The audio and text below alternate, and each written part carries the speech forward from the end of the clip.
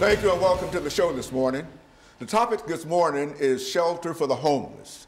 And we're fortunate to have with us to talk about shelter for the homeless, Mr. JSettles and Mr. Carter Abels, both members of an organization called Ephesus House. And of course, Mr. Settles and Mr. Abels, let me welcome the two of you to the show this morning and to tell you how delighted we are to have the two of you with us this morning, and especially to talk about an issue that is very, very prevalent and very, very popular this morning, because we find that there are many situations where people are without housing. And I think that your organization is involved in dealing with housing for the various groups. So let's start off, Mr. Settles, by having you give us some information in reference to your background, your education, and some of your experiences. And of course, Mr. Abels will do the same thing. And then after this first segment of 6 minutes, then we'll get back, we'll have our first commercial break, and then we'll come back for our second segment, and then we'll talk about other things. And by that time, we should have a fairly good idea in terms of some of the challenges that are faced by individuals who are seeking housing. So let's start off with you, Mr. Settles, by giving us some information in reference to your background, your education, and some of your experiences. Well, I'm James Settles, and thank you for the opportunity to be here. Part of my background is I remember going to prison myself back in '86, and also getting out of prison in '93 actually. And it was from there I remember starting a home called Ephesus House in '03. And part of that was because I went to prison and battled with a drug addiction and all of that. And as I came into a personal relationship with God, He began to show me how to do this thing the correct way. And I'm under the old school: to whom much is given, I believe much is required. So that's how Ephesus House was actually formed, to reach back and help others the way people help me. Very good. Mr. Carter Abel, what about your situation? Sure. So my name's Carter Abel. I grew up in Northeast Arkansas in a pretty rural community. Moved to Nashville in 2009, and moving to Nashville was really the first experience first time I'd ever encountered anything resembling homelessness, and it was mind-blowing to me. And so I got connected in the nonprofit community here, got connected to James and Ephesus House through a former professor, and just love being able to contribute to the housing conversation and giving guys a chance to turn their lives around and get a new start. Mr. Settles, in terms of talking about shelter for the homeless and various other groups, what are some of the groups that you would identify as your target area in terms of individuals who come to you, and where do they come to, and how do you meet them when they get there? And so we've got about 2 minutes before this segment ends. Let's give us that kind of information. Well, we actually put an emphasis on men that are coming out of incarceration and men that are homeless that battle with substance abuse issues, and which both of those issues I battled with at one time. And that's what I mean when I say He delivered me. I remember going into treatment several times, but it was really coming into a personal relationship with Jesus that things got better. And so in a real sense, you're using your own personal experiences to reach out to others. How long have you been working in this area? I mean, this organization, how is this a relatively new organization or what? Ephesus House was started in '03, and we now have 4 facilities, where one of them we use for actually staff, and the other 3 places we house men. We can house up to 28 at any one time. And so you've got a very, very viable organization, and you're able to reach out to a large number of, especially incarcerated individuals coming out of the system who might need some kind of housing, et cetera. And so what we'll do, we'll take our first commercial break, and then, Mr. Carter, when we come back, we'll start with you, and we'll have an 8-minute segment, and that will give you an opportunity to talk about some of your opportunities and some of your actions in terms of dealing with Ephesus House. And in addition to perhaps say as much as you possibly can about Arkansas, because I happen to know somebody who came from Arkansas, And of course, I'm from Arkansas myself. Wonderful. So we're from a place called Hope, Arkansas. And I think that you indicated that you recently came to Nashville.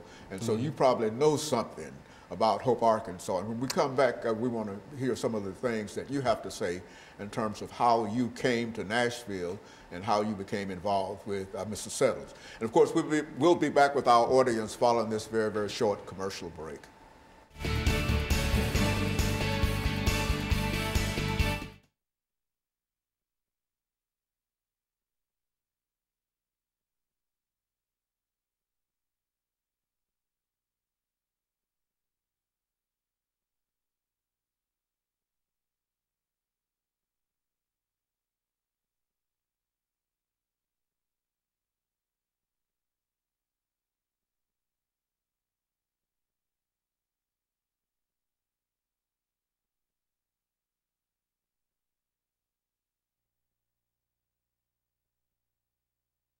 Anything that you think might be of some significance or some importance dealing with this this 8-minute segment. You'll have about 3 minutes, and then you'll have 3 minutes to sort of build into what he's talking about, and then I'll go back to him for another couple of minutes, and then we'll be out of that 8-minute segment. Okay.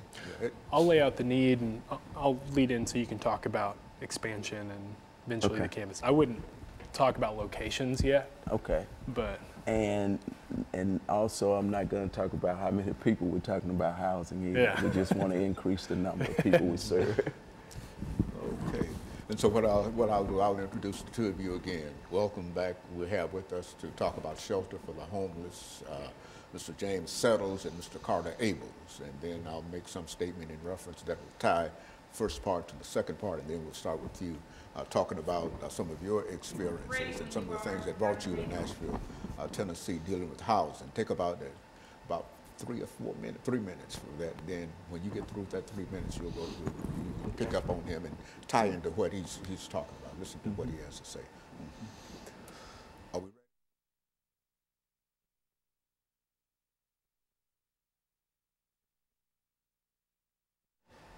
Thank you and welcome back to the second segment of the show for today.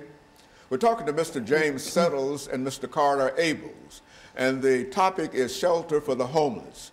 Mr. Abels, before we had our first commercial break, we promised that we would give you an opportunity to say something about the great state of Arkansas that sent you to Nashville, and it'll give you an opportunity to sort of bring in the kind of information dealing with shelter for the homeless. And then Mr. Settles will sort of pick up on what you have to say, and then we'll be able to deal with this 8-minute segment from that perspective.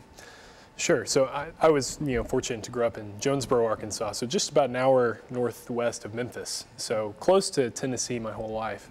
Wound up coming to Nashville in particular to go to Belmont University here, and got connected to the social entrepreneurship program there, which is a really neat program in kind of launching people towards addressing social issues.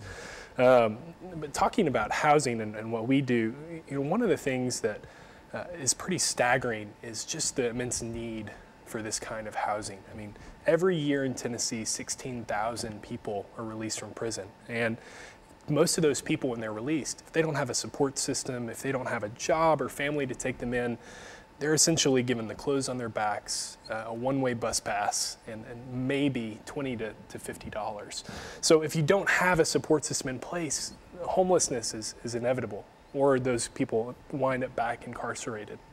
And so the challenge that AFSIS House faces is how can we take in as many of those guys as possible and give them a chance to get on their own feet, to become contributing members of society, to find stability, and to re-enter society as productive citizens. And so, James, you've been involved with this organization for many years, have you not? Yes. And what have you found in terms of your experience, looking back over all of the things that you've done so far? What are some of the things that you'd like our audience to know this morning about some of the challenges that you have to face? Certainly, you're trying to deal with incarcerated individuals, 16,000, I'm told, out of the system each year, and certainly you can't meet all of those needs. But what are some of the needs that you're able to meet? Well, I really believe that one of the things that's a plus for AFSIS House is when men learn better, they actually do better.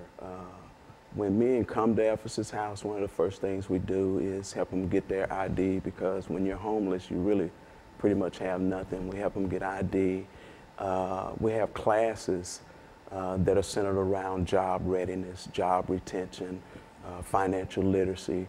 And in the evening time, the men are inundated with classes like critical thinking, relapse prevention, that's understanding addiction, anger management. Well, anger management covers a lot of stuff like family reunification.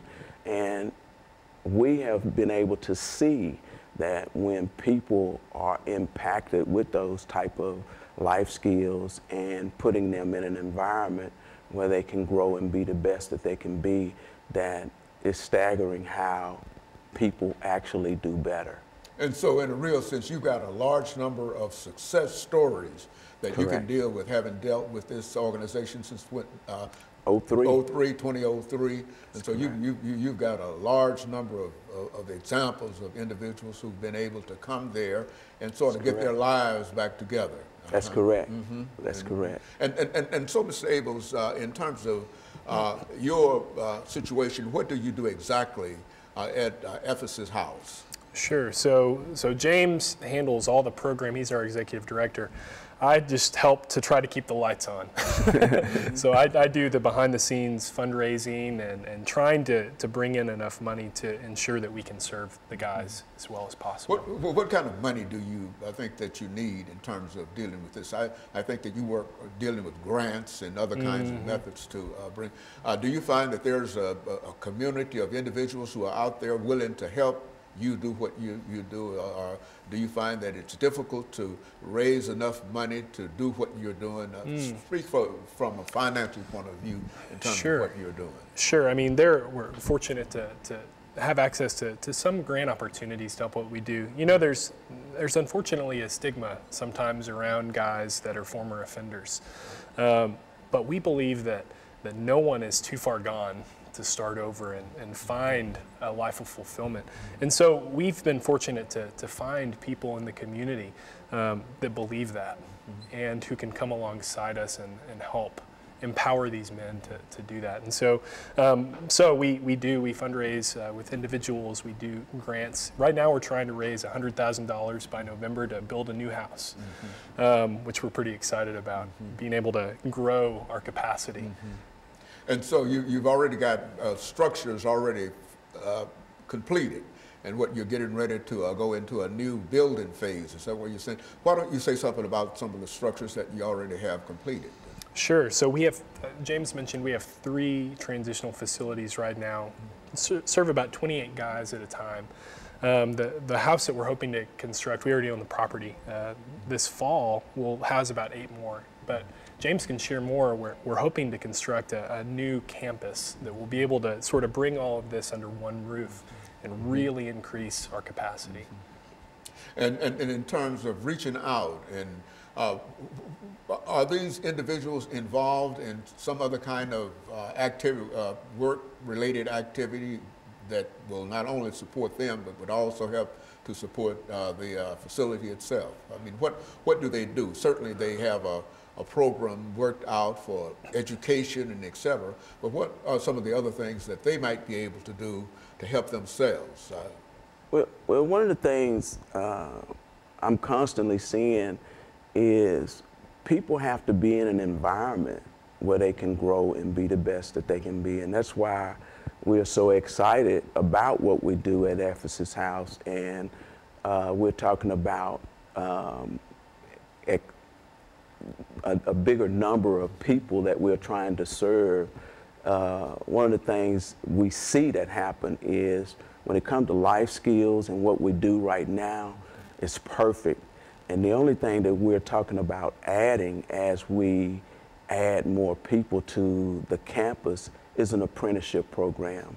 Because it is true, you don't work, you don't eat. So how do we train and give people life skills, not only life skills, but give them a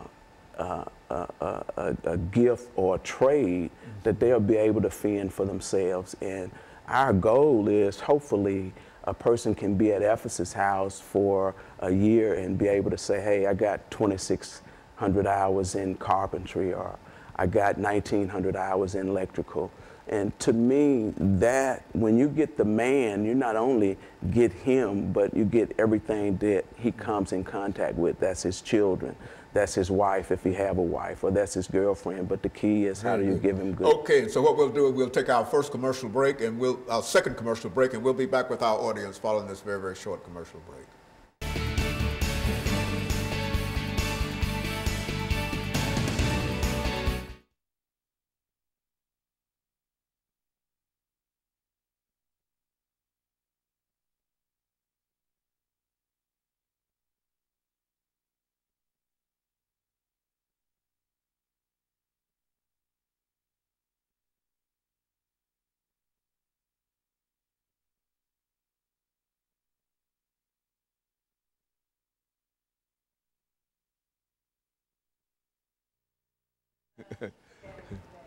No, we're all right.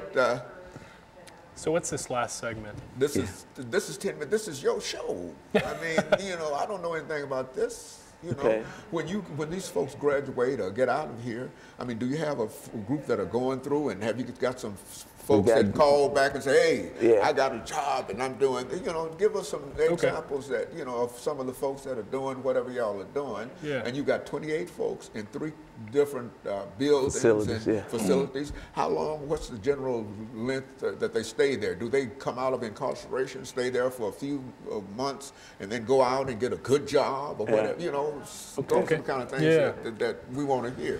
You see, and so, you know, and that's why I want you to tell your story, you know, because you know what, you know, you got some folks that probably came out and working over at NSA, NES, what, you know, working at different jobs, involved in different kinds of things, and have said certain things about your program and et cetera. Yeah, that kind of, you know. Gotcha. Yeah, just, so you got 10 minutes. And so try to keep that chair. Still. Yeah, that camera follows that chair. And so, you know, just try to do that. You know, we got 10 minutes, and so we're going to start with, did we start with? You start with him. Might me last time. So. Okay, so we're going to start with you. And who, me? Cool. Did we end with you last time? We started with him. Okay, but we ended with you. Ended with you. We got to, we'll start over here with you. And the clock isn't as true, so I'm going to keep doing what I'm doing. Yeah, well, you did come out good on that last one. Okay, yeah. Yeah, I know. Yeah, after 30 years, I generally come out. I love you. Okay, so we've got 9 minutes and 50 seconds. Yes. Okay, and so that's what we have. And so, what I want to know is some of the things that you think people ought to know about your organization and your needs, and some of the successes. You know, that kind of information. You know, if you got somebody that went through a carpentry program and they're now working on one of these big buildings that they have around here and et cetera, because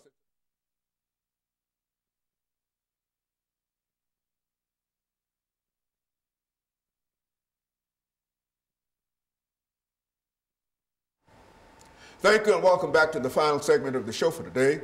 We're talking to Mr. James Settles and Mr. Carter Abels. And they're giving us some information in reference to the ability to deal with individuals who are homeless, and especially those individuals who have been incarcerated. Let's see, Mr. Carter Abels, let's see if you might be able to give us some information in reference to some of the things that you like our audience to know about what you're doing. And we'll give you about 3 or 4 minutes to do that. And then Mr. Settles will have you to build up on what he has to say, and we'll try to go from you to him over the last 10 minutes and give you an opportunity to sort of get out as much information as you possibly can in reference to what the two of you are doing. So let's start off with you, Mr. Davis. Sure. So one thing I think it's important for people to understand about the work that we do is that a lot of these issues that we're working with are deep-seated. It's not something as simple as housing or jobs, but it's taking a look at each individual person and hearing their story and where they came from and where they're trying to go. I mean, we have guys that come into the program that, I mean, their story starts when they're 13, 14 years old, experiencing drugs for the first time, or growing up in broken households that lead them down paths that wind up incarcerated or on the streets. And so one of the things that's really important for us is to work with each guy as an individual and connect him with each service and an opportunity that that man needs. Very good. And of course, you've got many successes that I'm sure since 2003 that you've been able to document during that time. Talk about some of the successes and some of the individuals and some of the challenges that you've had, some of the things that when you go to sleep at night, you think in terms of what you have to do tomorrow. And from that perspective, give us that kind of insight into what goes on there.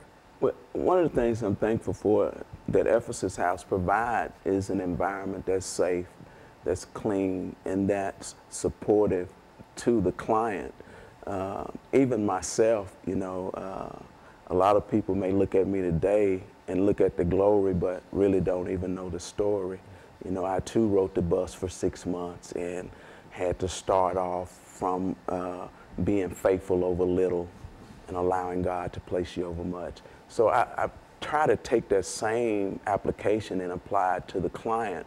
And what I find that the client do is the client actually receives it and grow from it.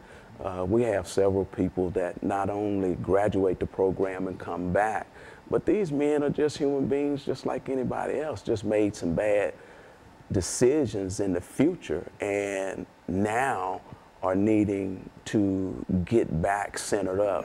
So how do we help the client get centered back up? You know, we've been dealing with an approach of we lock them up and throw away the key, or when people make bad decisions or bad choices, even dealing with drugs, we want to kick them out of the car. But you know, people are worthy of an opportunity, and that's what we want to provide for the client, is an opportunity. And our main hold now is to contact different agencies that will be willing to work with Ephesus House in a program, in an apprenticeship program, giving these guys an opportunity to learn a trade and to be the best that they can be. Because it is true, when you get a guy sober and you put him in an environment where he can grow and be the best that he can be, that employer, he gets a good employee, you know, and hopefully it's something that would not just only start from right there and be something that that client and that employee can have something to smile about as they go in the future. You know, Mr. Carter, I think you mentioned the fact that you deal quite a bit with grants.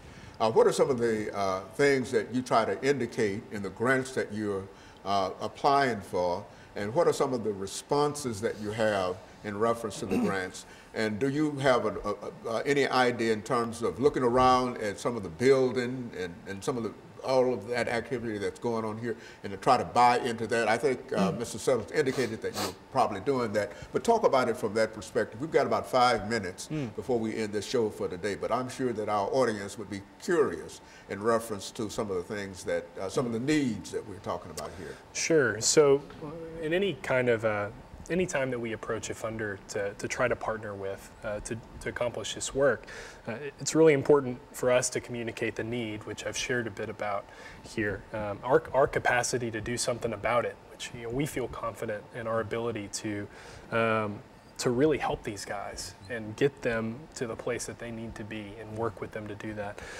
And also just, you know, identifying the opportunity for growth, for us to really expand this ministry to do more.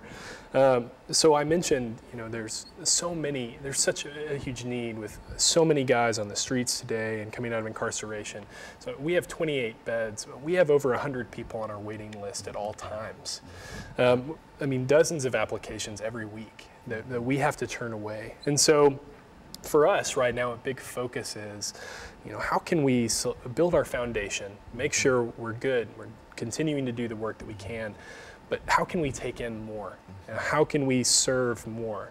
So one of the things we're really excited about is the growth of a new campus and a new facility, and we want people to participate in that, you know, to buy into it, and as a community rally around these guys. I mean, people can come and be a mentor to these guys. They can come and even teach a class if that's their expertise. You know, they can come engage and rally around these guys. And so that's really what we're looking for. Well, Mr. Settles, thinking in terms of grants and opportunities, what have you done in reference to reaching out to the state of Tennessee to indicate that they might be able to give you grants in order to help you? Have you thought in terms of getting grants, the federal grants as well as state grants, and what is the state of Tennessee doing in reference to that? Well, we have reached out to the state and federal, and we get a small contribution from federal and state, but it takes more than federal and state funding. It takes funding from all angles, and when I say all angles, it takes funding from private donors, and we also want to make sure that the client buy into it too. So the client has some kind of responsibility as well, because one of the things in America is nowhere do you live for free. So one of our things is we try to make sure that the client has a responsibility into being into the program. That means he has to give something, because when he leaves Ephesus House, he's going to have to pay rent somewhere. So we want to do this thing where the foundation is right for everybody. So in a real sense, they live there rent-free and without any kind of compensation from them in terms of helping you to move your organization forward. Is that what we're saying? Yeah, but that may be initially. But see, our goal is, how do we take a client that comes to Ephesus House with nothing and help that client establish a foundation where that client is a tax-paying citizen and he's also participating in paying where he lives. And so it gives them an opportunity to demonstrate the success of this program by giving back to the program. And while you got 28 individuals there, these individuals, once they are there for a while, will have an opportunity to assist the organization in terms of what you're all trying to do. Each person in a real sense represents an individual who can reach out in order to support your program. Is that what we're saying? That is correct. That is correct. Now, Mr. Carter, what are some of the last statements? We've got about 50 seconds here. What are some of the last statements that you'd like to leave with our audience this morning in reference to what you're doing here? Sure. Well, thank you again for having us, and we're excited with what we're doing, and we want to encourage anyone who might be watching to participate in this work. It's so important. Feel free to call our office, go to our website, and get involved. And on a personal level with us, however they see fit. And so in a real sense, there are many opportunities that can help the two of you to make this organization much more powerful and much more important than it really is. But nevertheless, I think that the two of you are doing some great work. And I think working with 28 formerly incarcerated individuals is really a step forward. And let me thank the two of you for coming by, and let me encourage our audience to tune in again next week for another informative edition of Comments. Thank you and good morning.